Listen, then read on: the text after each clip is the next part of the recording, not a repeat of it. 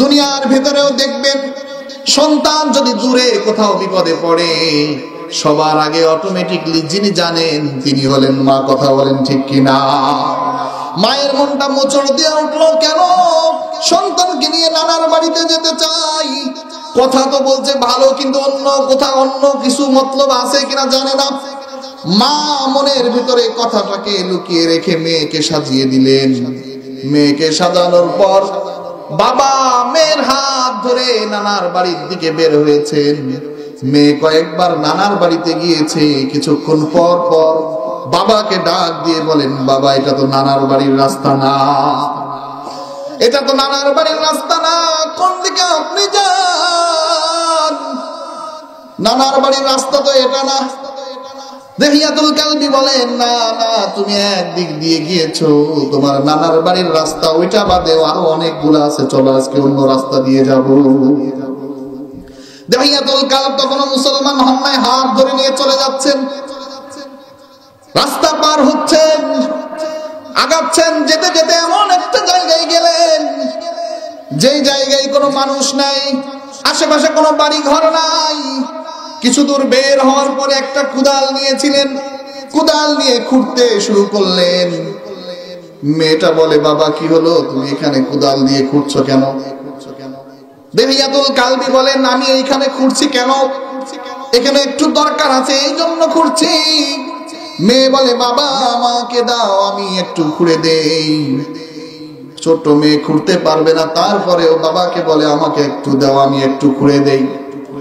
বাবা বলে, না তোমার খোঁড়া লাগবে না। বাবার মন আল্লাহ রসুলকে বলেন, তখনও আমার মন নরম হয় নাই। আমার মেয়ে, আমি যখন ঘেমে যাচ্ছি, মরুভূমির মধ্যে গরম লাগে, গরমের ভিতরে আমি যখন ঘেমে যাচ্ছি, আমার মেয়ে এসে আমার মুখটা মুছায় দিচ্ছে আর বলছে, বাবা তোমার কষ্ট হচ্ছে, তুমি একটু বিশ্রাম নিয়ে নাও। আমার পাষাণ দিল, পাথর দিল, আমি তখন বিশ্রাম নিচ্ছি না, আমি চিন্তায় আছি। পুরা মহল্লার মেয়েদেরকে আমি জিন্দা দাফন করলাম। আমার মেয়ে যতক্ষণ পর্যন্ত দুনিয়ার ভেতরে থাকবে ততক্ষণ পর্যন্ত আমি দেহিয়াতুল কালবির কলঙ্ক মুছবে না। আমি দেহিয়াতুল কালবি সমাজের ভেতরে মুখ দেখাইতে পারবো না। যত দ্রুত সম্ভব মেয়েকে দাফন করতে হবে, তো জিন্দা দাফন করতে হবে। খোঁড়া শুরু করলেন। মেয়ে কিছুক্ষণ পর পর এসে ঘাম মুছে দিয়ে যায়। যখন এক মানুষ পরিমাণ খোঁড়া হয়ে গেল, দেহিয়াতুল কালবি তার মেয়েকে নিয়ে এসে পাশে দাঁড় করায় দিলেন। মেয়ে ছোট মানুষ হলেও কি হবে, মেয়ের এতক্ষণে বোঝা হয়ে গেছে। আরবের আশপাশের মেয়েগুলোকে যেমনি ভাবে বাবা, চাচা, দাদা, পাড়া প্রতিবেশী মিলে দাফন করে, আমাকেও বুঝি আমার বাবা দাফন করে দিবে। মেয়েটা পা জড়ায় ধরলো, দেহিয়াতুল কালবিকে বলে, বাবা আমাকে ছেড়ে দেন, আমি আর কখনো বাবা বলে পরিচয় দিব না, আমি আর কখনো আপনাকে বাবা বলে ডাকবো না, আমি আর আপনার এলাকায় ফিরে যাব না, মক্কায় ফিরে যাব না। বাবা আমাকে ছেড়ে দেন, আমি আর কখনো পরিচয় দিব না, আমি মক্কা ছেড়ে চলে যাব, জীবনে আর কখনো আপনার পরিচয় দিব না। মানুষের বাড়িতে কাজ করব, তবু আপনি আমাকে মারবেন না। দেহিয়াতুল কালবি বলেন, আমার মনে কোনো দয়া মায়া আসে নাই, লাঠি দিয়ে ফেলে দিলাম, উপরে বালিগুলো ফেলছি, মাটিগুলো ফেলছি, পাথরগুলো ফেলছি। মেয়ে তখন হাত জোড় করে বাবাকে বলে, বাবা কখনো পরিচয় দিব না, আপনি আমার জানটা ভিক্ষা দেন। ইয়া রাসূলুল্লাহ, ইয়া হাবিবাল্লাহ, আমার তখনও মনে হয় নাই আমি আমার মেয়েকে বাঁচাই। আমি এত পাথর দিল ছিলাম, কঠিন দিল ছিলাম, আমি একেবারে সমান করে চলে আসলাম। ইয়া রাসূলুল্লাহ, ইয়া হাবিবাল্লাহ। আল্লাহ রসুলকে বলেন, আল্লাহ রসুল শুনে চোখের পানি ধরে রাখতে পারলেন না। দেহিয়াতুল কালবি রসুলকে বললেন, ইয়া রাসূলুল্লাহ, ইয়া হাবিবাল্লাহ, আমি আমার মেয়েকে হত্যা করেছি, জীবন্ত দাফন করেছি, আল্লাহ আমার গুনাহ কি মাফ করবেন কি করবেন না? আল্লাহ রসুল বললেন, তুমি যে গুনাহ করেছো, এই গুনার ক্ষমাও যিনি করবেন তিনি কে? তো খাদিজা রাদিয়াল্লাহু তাআলা আনহুর কথা বলছিলাম, যে খাদিজা রাদিয়াল্লাহু তাআলা আনহু এমন একটা সময় তিনি আরবে ছিলেন যখন সাধারণভাবে একটা মেয়ে মানুষ বেঁচে থাকাটাই কঠিন ছিল, একটা মেয়ে সমাজে বেড়ে উঠবে এটা বাবার জন্য কঠিন ছিল। বাবা কলঙ্ক মনে করত যে আমার মেয়ে দুনিয়াতে থাকবে।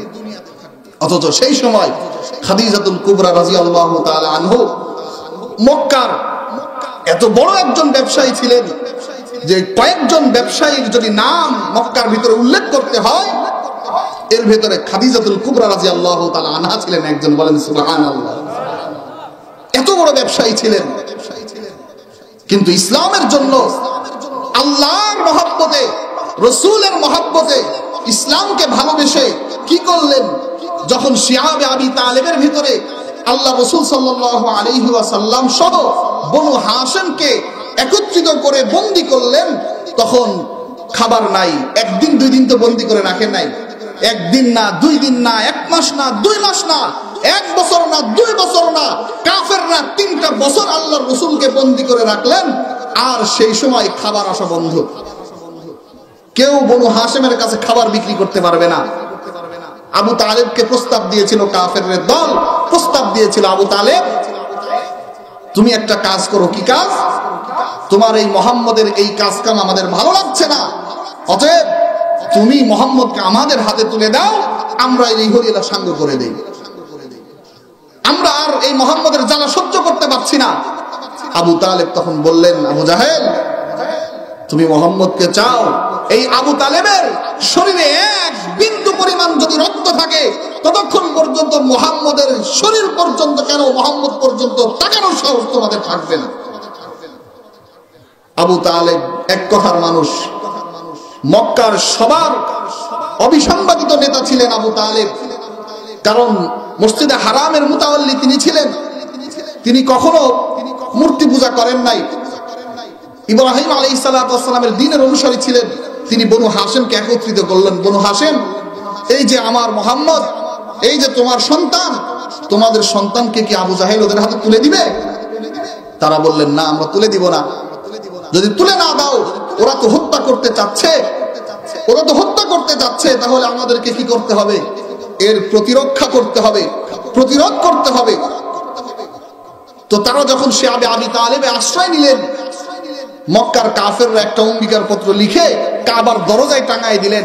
কেউ এই মুহাম্মদের যারা বংশ আছে, বনু হাশিম সহ যারা তাদের সাথে সঙ্গী আছে, তাদের কাছে কোনো জিনিস বিক্রিও করা যাবে না, তাদের থেকে কোনো জিনিস কেনাও যাবে না, তাদের মেয়েকে কেউ বিয়েও করবে না, আবার আমাদের মেয়ের সাথেও তাদের কোনো ছেলের বিয়ে দিব না। একেবারে বয়কট। আচ্ছা বলেন তো, এখন তো একটু যোগাযোগ ব্যবস্থা ভালো হয়েছে, আশপাশে অনেক বাড়ি ঘর, এই বাজারে বয়কট করলে পাশের বাজারে যে কিনা যায়, তাই না? তো সেই সময় কি এমন ছিল? এখনো যদি চরের দিকে যান, আমাদের দৌলতপুর থানার ভিতরেও যদি যান, দেখবেন ওই এক জায়গায় কিছু মানুষ মিলে কি বাড়িঘর করছে, করার পরে আবার যে মাঠের পরে মাঠ শুরু হয়, এই মাঠের পরে মাঠ যে শুরু হয় আর শেষ হয় না, আবার কিছু তো যাওয়ার পর আবার কয়েকটা বাড়ি হয় না এরকম? তো আমাদের এই অঞ্চলেই এখনো যদি এটা থাকে, তো আপনি চিন্তা করেন 1400 বছর আগে কেমন ছিল। তো ওই সময় যদি সামাজিক ভাবে বয়কট করে, তো তাদের নিজেদের আর কতটুক সম্পদ থাকে? থাকেই কতটুকু? একদিন না, 2 দিন না, 3টা বছর খাবার নাই, কিচ্ছু নাই। এক বর্ণনায় আসছে, খাবার না খাওয়ার কারণে যখন গাছের ছাল, পাতা এইগুলো খাচ্ছিলেন, তখন তাদের পায়খানাগুলো এগুলো ছাগলের নাদির মতো ঝরঝরা হয়ে গেছিল। তো টাকা পয়সা যতদিন ছিলেন, খাদিজা কুবরা রাদিয়াল্লাহু তাআলা আনহা কেমন ছিলেন দেখেন, আল্লাহ রাসূলকে কেমন সাপোর্ট দিয়েছেন, যে তিনি শিয়াবে আবি তালেবের থাকা অবস্থায় তার সমস্ত সম্পদ আল্লাহ রাসূলের পায়ে ব্যয় করে দিয়েছেন। বলেন সুবহানাল্লাহ। আল্লাহ রাসূলের উপরে যখন প্রথম ওহী নাযিল হলো, আল্লাহ রাসূলের উপরে যখন প্রথম ওহী নাযিল হলো, আল্লাহ রাসূল একটু ভয় পেয়ে গেলেন। কি ব্যাপার? কোত্থেকে কে আসলো আর বলল ইকরা, পড়ো। আর আল্লাহ রাসূল বললেন, খালাকাল ইনসানা মিন আলাক, ইকরা ওয়া রাব্বুকাল আকরাম আল্লাযী আল্লামা বিল কলম। যখন সূরা আলাকের আয়াতগুলো নাজিল হলো, আল্লাহর রাসূল ভয়ে প্রকম্পিত হয়ে খাদিজার কাছে আসলেন। খাদিজা রাদিয়াল্লাহু তাআলা আনহাকে ডেকে বললেন, জাম্মিলুনি জাম্মিলুনি, আমাকে চাদর দিয়ে ঢেকে দাও, ভয় হচ্ছে আল্লাহ বুঝি আমাকে ধ্বংস করে দিবেন। খাদিজাতুল কুবরা রাদিয়াল্লাহু তাআলা আনহা বললেন, না না, আপনাকে ধ্বংস করবেন না, কারণ আপনি সাধারণ কোনো মানুষ না। আপনি 5টা কথা বললেন, 5টা গুণের কথা বললেন, যে এই গুণে গুণান্বিত, এই গুণ যাদের ভিতরে থাকবেন আল্লাহ তাদেরকে কখনো ধ্বংস করবেন না। বলেন সুবহানাল্লাহ।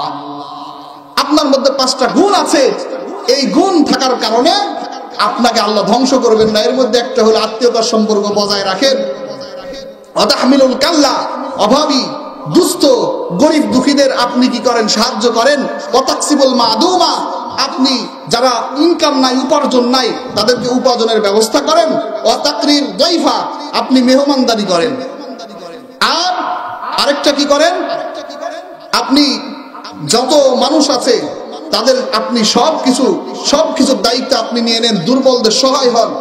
এই কারণে আল্লাহ রাব্বুল আলামিন আপনাকে কখনোই কি করবেন না? বেইজ্জতি করবেন না। তো খাদিজাতুল কুবরা রাদিয়াল্লাহু তাআলা আনহু সর্ব অবস্থায় আল্লাহ রাসূল সাল্লাল্লাহু আলাইহি ওয়াসাল্লামের সঙ্গ দিয়েছেন, আল্লাহ রাসূল সাল্লাল্লাহু আলাইহি ওয়াসাল্লামের পাশে থেকেছেন। এই কারণেই আল্লাহ রাসূল সাল্লাল্লাহু আলাইহি ওয়াসাল্লাম খাদিজাতুল কুবরা রাদিয়াল্লাহু তাআলা আনহু ইন্তেকালের পরেও আল্লাহ রাসূল তার কথা স্মরণ করতেন। যদি ভালো কিছু রান্না হতো, যদি বকরি জবাই হতো, তাহলে খাদিজাতুল কুবরা রাদিয়াল্লাহু তাআলা আনহার যারা বান্ধবী ছিল, যারা সঙ্গী সাথী ছিল, তাদের কাছে এই খাবারগুলো মাঝে মধ্যে পাঠাইতেন। একদিন আয়েশা রাদিয়াল্লাহু তাআলা আনহা খাদিজাতুল কুবরা রাদিয়াল্লাহু তাআলা আনহার কথা বলেন। আম্মা জান আয়েশা রাদিয়াল্লাহু তাআলা আনহা একটু ঈর্ষা হলেন, ইয়া রাসূলুল্লাহ, সে তো অনেক আগেই ইন্তেকাল করে চলে গেছে, অনেক আগেই চলে গেছে, তার কথা এত বলেন, তার কথা এত বলেন, তার কথা এত মনে রাখেন কেন? আল্লাহ রাসূল তখন বললেন, আয়েশা, ইন্নী রুজিকতু হুব্বাহা, তার মহব্বত, তার ভালোবাসা আল্লাহ আমার অন্তরে গেঁথে দিয়েছেন। বলেন সুবহানাল্লাহ। কারণ দ্বীনের জন্য তোমরা আসছো সুখের সময়। আল্লাহ রাসূল সাল্লাল্লাহু আলাইহি ওয়াসাল্লাম বিয়ে করছেন, বিয়ে করার পরে খাদিজাতুল কুবরা রাদিয়াল্লাহু তাআলা আনহা যতদিন বেঁচে ছিলেন ততদিন আর কোনো বিয়ে করেন নাই। যখন উম্মাহাতুল মুমিনিন মারা গেছেন তখন তো আস্তে আস্তে তার মাদানী জিন্দেগি শুরু হচ্ছে। তো আল্লাহ রাসূল সাল্লাল্লাহু আলাইহি ওয়াসাল্লাম বললেন যে সে আমার বিপদ আপদ সব সময় সে আমার সাথে ছিল, তোমরা তখন কেউ ছিলে না। আমার বিপদে আমার সহায়তাকারী খাদিজাতুল কুবরা রাদিয়াল্লাহু তাআলা আনহা ছিলেন। যখন সবাই আমাকে মিথ্যাবাদী সাব্যস্ত করেছে, যখন সবাই আমাকে মিথ্যুক বলেছে, তখন একমাত্র খাদিজা আমাকে সত্যায়ন করেছে। বলেন সুবহানাল্লাহ। যখন আমি ভীত সন্ত্রস্ত ছিলাম তখন আমাকে সান্ত্বনা দিয়েছে, সান্ত্বনার বাণী শুনিয়ে তার ভাইয়ের কাছে নিয়ে গেছে। যাওয়ার পরে তার ভাইয়ের থেকে শুনিয়েছে যে আমি সাধারণ কেউ না, আমি সাধারণ কেউ না, আমি সাধারণভাবেই মানুষ না, বরং আমাকে আল্লাহ রাব্বুল আলামিন অনেক বড় দায়িত্ব, অনেক বড় একটা দায়িত্ব, রিসালাতের দায়িত্ব, নবুয়তির দায়িত্ব দিয়ে আল্লাহ আমাকে প্রেরণ করেছে। বলেন সুবহানাল্লাহ। আর আমার থেকে অনেক ধনশালী, ধনবান হওয়ার পরেও আমাকে দিয়ে ব্যবসা তার করিয়েছে, আবার বিয়েও আমাকে প্রস্তাব দিয়ে করিয়েছে, আর সব ধরনের সাহায্য সে আমাকে করেছে। অতএব তার কথা তো আমি বলবই।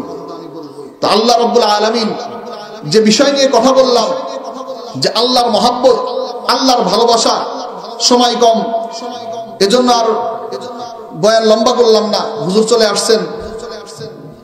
তো এই জন্য আল্লাহ রাব্বুল আলামিনের কাছে আমরা সবাই দোয়া করব, আল্লাহ যেন আমাদেরকে আল্লাহর মহব্বত, রসুলের মহব্বত এবং তাদের ভালোবাসা, তাদের অনুসরণ করে আমাদের এই জীবনকে পরিচালনা করার তৌফিক দান করেন। সবাই বলি আল্লাহুম্মা আমিন।